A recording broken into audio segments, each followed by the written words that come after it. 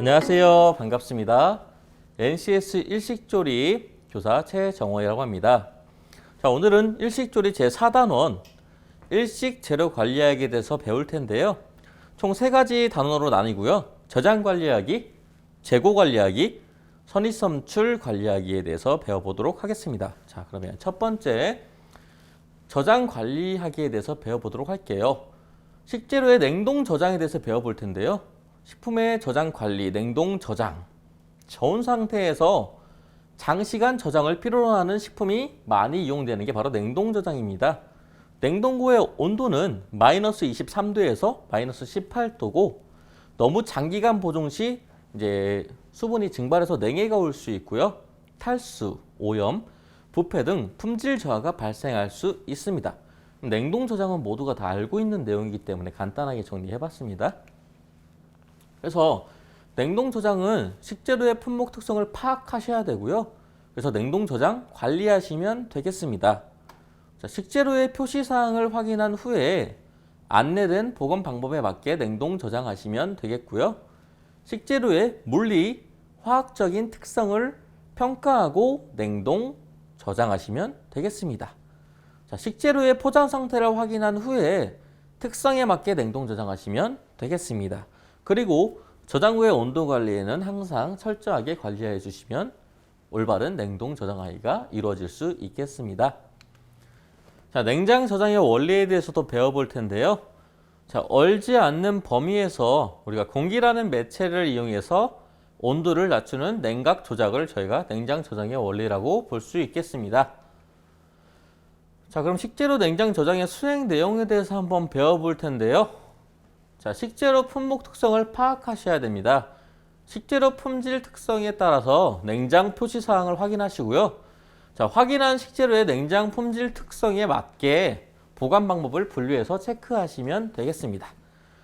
자, 두 번째로 냉장 저장을 관리하시면 되겠는데요. 식재료의 표시 사항, 물리, 화학적인 특성, 포장 상태를 확인한 후에 냉장 저장하시면 되겠습니다. 자, 저장고의 온도를 관리하셔야 되는데요. 냉장 저장고의 온도를 매일 3회에서 4회 기록하고 유지할 수 있게 관리하셔야 됩니다. 자, 그리고 세 번째로 창고 저장에 대해서 배울 텐데 식품의 창고 저장은 곡류, 근체류, 건조식품류, 통조림, 캔류로 직사광선이 없고 통풍이 잘 유지되며 온도는 10도로 유지시키고 습도는 50에서 60도로 관리하시는 게 좋습니다. 자, 곡류는 더욱 낮게 관리하셔야 돼요. 자, 두 번째, 환기구 설치가 무엇보다 창고 저장에는 중요하고요. 이제 그물형 선반을 활용해서 통풍이 잘 되게 해주시고 항상 창고에 저장을 할 때는 우리가 이제 쥐나 병, 해충류에 공격을 당할 수 있기 때문에 바닥과 좀 떨어진 상태로 저장을 하시면 되겠습니다. 자, 식품국물 창구 보관 기간이 나와 있어요. 그래서 건조식품, 캔류, 유제품, 유지류, 조미료, 음료 등등이 나와 있는데 한번 읽어보시고 습도랑 한번 확인해 주시면 되겠습니다. 자, 이제 창고 저장의 식재료 품목 특성을 파악하셔야 되는데요. 식재료의 품질 특성에 따라서 실온인지 아니면 또 건조인지 표시사항을 확인하고 관리하시면 되겠습니다. 자, 확인한 식재료의 품질 특성에 맞게 보관 방법을 분류해서 체크하시면 되겠습니다. 자, 창고 저장을 관리하는 방법은 식재료의 표시사항 또는 물리화학적 특성, 포장 상태를 확인한 후에 그대로 냉장 저장을 하시든지 또는 창고 저장을 하시면 되겠습니다. 자, 세 번째, 저장고의 온도, 습도, 통풍을 관리하셔야 됩니다. 저장 창고의 온도와 습도를 매일 1회 이상 기록해서 관리하시고요. 그 저장 창고의 환기를 위해서 통풍 관리를 해주셔야 창고 저장하기를 올바르게 관리한다고 하실 수 있겠습니다. 자, 이제 학습 2, 재고 관리하기에 대해서 배워볼 텐데요. 첫 번째로 물품의 재고 수량 확인에 대해서 알아볼게요. 자, 알아야 될 거는 물품의 재고 관리에 대해서부터 알아보겠습니다. 수요 발생 시 신속히 대처하여 경제적으로 대응할 수 있도록 재고의 수준을 최적 상태로 유지, 관리하는 것이 바로 물품의 재고 관리라고 할 수 있겠고요. 자, 재고 수준은 사용할 수요를 미리 예측하여 재고로 보유해야 할 자재의 수량을 뜻하고 있습니다. 그럼 적정 재고란 말은 수요를 가장 적절하게 경제적으로 충족시킬 수 있는 최소한의 재고량이라고 할 수 있겠네요. 그럼 재고 회전율도 한번 알아봐야겠죠. 재고의 평균 회전 속도로 일정 기간 재고가 제로 베이스에 몇 번이나 도달되었다가 채워졌는가를 측정하는 내용입니다. 자, 재고량이 많으면 제로 베이스까지 기간이 길어지겠죠. 그럼 회전율은 당연히 낮다고 할 수 있겠어요.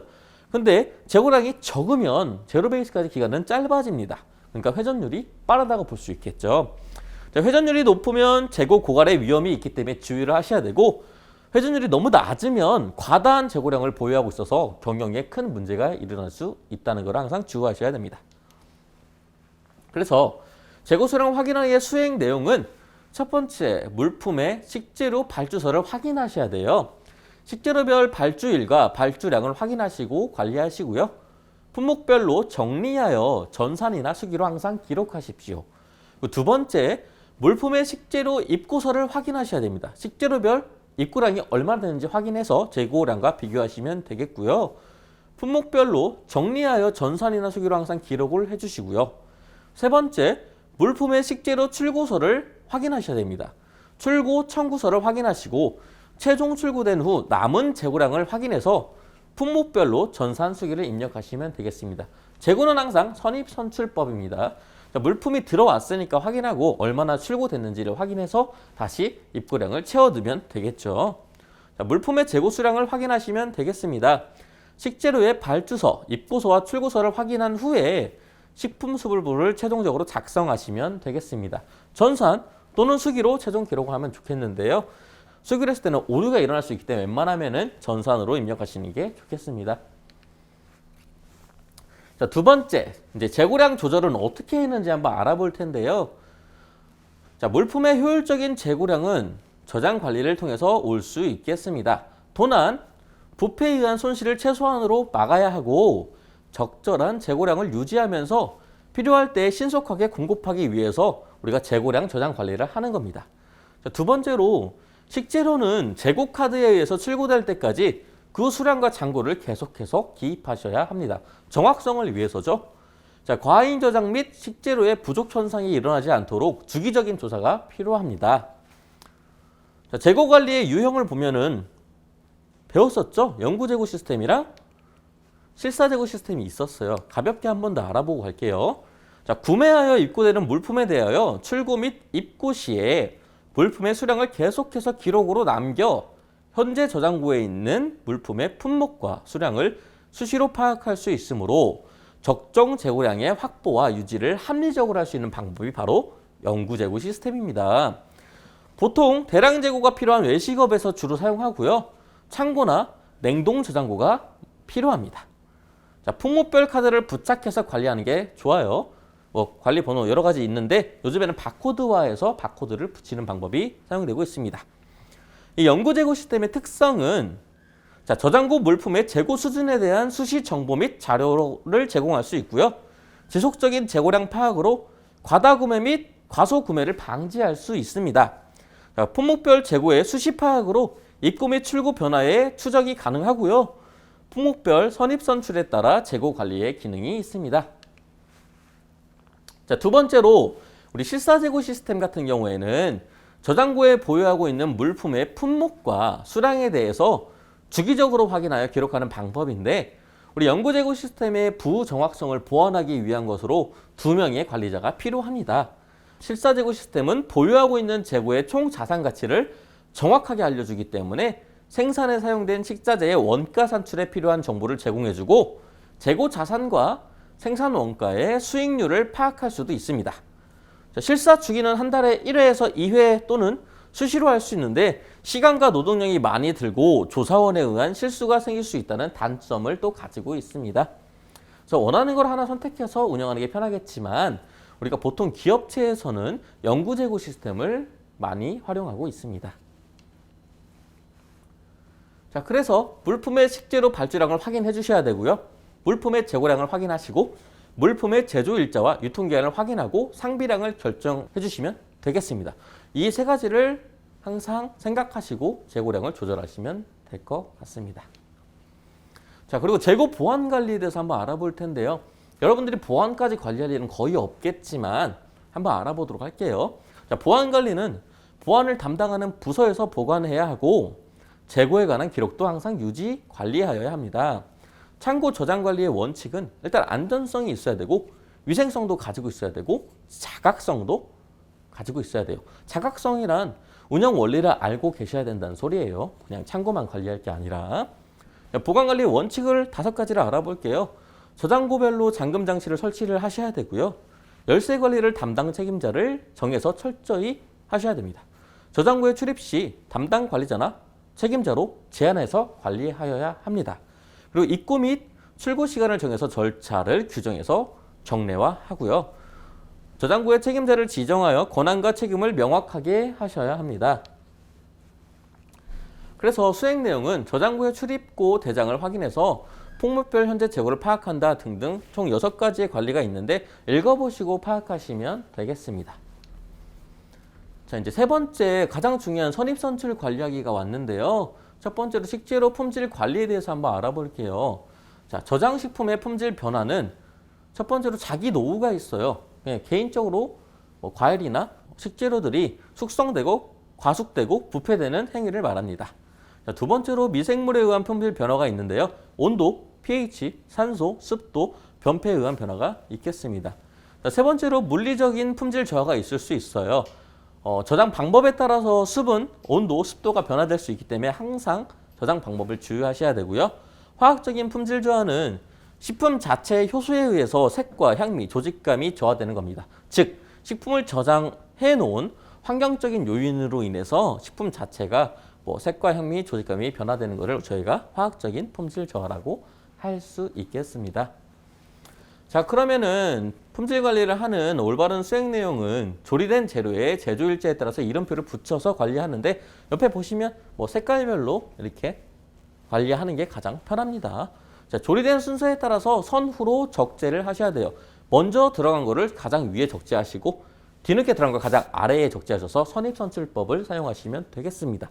조리된 재료의 신선 상태와 숙성 상태를 관리하셔야 됩니다. 조리된 식재료의 온도 기준은 냉장은 10도 이하, 냉동은 얼은 상태를 유지하고 채소는 10도 이하, 일반 채소는 상온에서 보관하시면 되겠습니다. 자, 그리고 식재료 유통기한 관리인데 여러분 유통기한은 기본적으로 다 알고 계시죠? 자, 식품의 제조, 유통, 판매하는 것을 허용하는 최종일이 바로 유통기한이라고 할 수 있겠습니다. 자, 종류는 총 이렇게 여러 가지가 있고요. 총 7가지의 종류가 있는데 한번 읽어보시면 되겠습니다.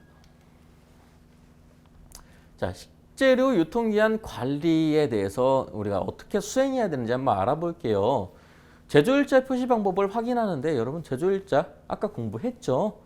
저희가 전 시간에 공부를 했기 때문에 제조일자의 표시는 몇몇 월, 몇몇 일부터 또는 언제부터 몇 년까지 이런 식으로 표시하시면 되겠습니다.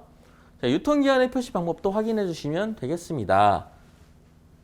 자, 여러 가지 방법이 있는데요. 여기는 조리식품 또는 유통기한 일반적으로 한번 읽어보시면 될 거예요.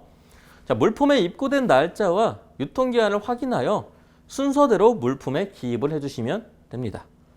그리고 물품의 유통기한에 따라 선후로 정리해서 선입선출이 될 수 있도록 관리해 주시면 되겠습니다.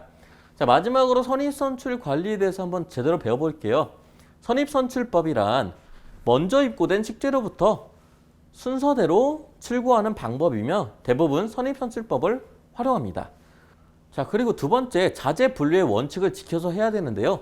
입고된 식재료를 일정한 기준과 방법에 따라 품목별 식별 코드 번호나 부호를 부여하는 것을 뜻합니다. 데이터 코드화 또는 분류 집계의 체계화, 해독성과 편의성, 전산 처리와 이 4가지 원칙을 지켜서 실행해야 합니다. 세 번째로 식별의 원칙이 있는데 요즘에는 손으로 쓰는 것보다는 바코드에 의한 분류 방법을 많이 사용하고 있습니다. 자, 바코드 흔히 보는 거죠. 우리나라 같은 경우에는 880이 저희 나라 국가 코드입니다. 그리고 그 뒤에 1019가 제조업체 코드고 312062 제품 코드라고 할 수 있고 9는 검증 코드라고 할 수 있습니다. 한번 보시고 공부하시면 편하실 거예요. 자, 그래서 선입선출 관리하는 수행 내용은 선입된 재료의 유통기한 순서를 확인을 해주셔야 돼요. 품질의 변화가 큰 제품을 무조건 선출해 주셔야 되고 저장 시에 품질 변화가 많은 제품을 선출하셔야 됩니다. 그리고 유통기한이 짧은 제품을 무조건 선출하셔야 합니다. 자, 선입된 재료를 유통기한 순서에 따라 출고 시 선출합니다. 자, 식재료 출고서를 확인해 주시고 재고 주사표를 확인하고 품목별 저장 위치도를 확인하시고 식재료 입고 전표를 확인하시고 유통기한을 확인하고 무조건 선입된 제품을 출고하시면 되겠습니다. 자, 여기까지 이제 네 번째 일식 재료 관리에 대해서 배웠고요. 오늘도 수고 많이 하셨고 저는 5단원에서 찾아뵙도록 하겠습니다. 감사합니다.